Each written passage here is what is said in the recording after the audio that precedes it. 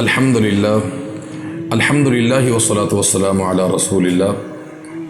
سیدنا ابو ہریرہ رضی اللہ تعالی عنہ بیان کرتے ہیں کہ رسول اللہ صلی اللہ علیہ وسلم کا فرمان ہے کہ اذا صلی احدکم الجمعہ، جب تم میں کوئی شخص جمعہ کی نماز ادا کر لے، فلیصلی بعدها اربعا، تو جمعہ کی نماز کے بعد اس کو 4 سنتیں ادا کرنی چاہیے۔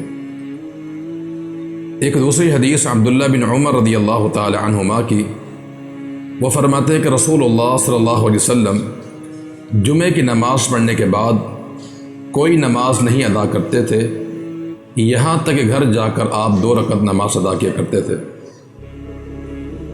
ایک حدیث سے یہ بات معلوم ہوتی ہے کہ نبی کریم صلی اللہ علیہ وسلم جمعہ کی نماز کے بعد 4 سنتیں ادا کرتے، اور جو دوسری حدیث عبداللہ بن عمر رضی اللہ تعالی عنہما کی ہے، اس سے یہ بات معلوم ہوتی ہے کہ 2 رکعت نماز ادا کیا کرتے تھے۔ گویا کہ یہ دونوں عمل جائز ہیں۔ جمعہ کی نماز کے بعد 4 سنتیں بھی ادا کی جا سکتی ہیں اور 2 بھی ادا کی جا سکتی ہے۔ اور بعض اہل علم نے تطبیق یہ دی ہے کہ اگر کوئی شخص مسجد کے اندر یہ پڑھنا چاہتا ہے تو اسے پھر 4 سنتیں ادا کرنی چاہیے۔ اگر گھر جا کے اس نے ادا کرنی ہے تو پھر اسے 2 ادا کرنی چاہیے۔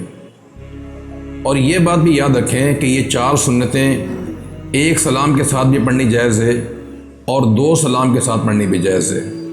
البتہ افضل عمل یہ ہے کہ 4 سنتوں کو 2 سلام کے ساتھ ادا کیا جائے، کیونکہ نبی کریم صلی اللہ علیہ وسلم کا فرمان ہے کہ صلاۃ اللیل والنہار مثنی مثنی، رات و دن کی جو نماز نفلی وہ 2 رکعات ہے۔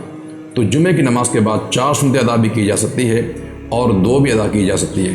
البتہ خطبے سے پہلے جب تک خطیب ممبر پر نہیں آتا، آنے والا نمازی جتنی چاہے وہ نمازیں ادا کر سکتا ہے، جتنی چاہے وہ نوافل ادا کر سکتا ہے۔ اگر ایک نمازی مسجد میں داخل ہوتا ہے اور خطیب ممبر میں بیٹھ چکا ہے تو اس صورت میں انسان کو 2 رکعت پڑھ کر مسجد میں بیٹھنا چاہیے۔ اللہ تعالی ہمیں سمجھ کر عمل کی توفیق عطا فرما دے۔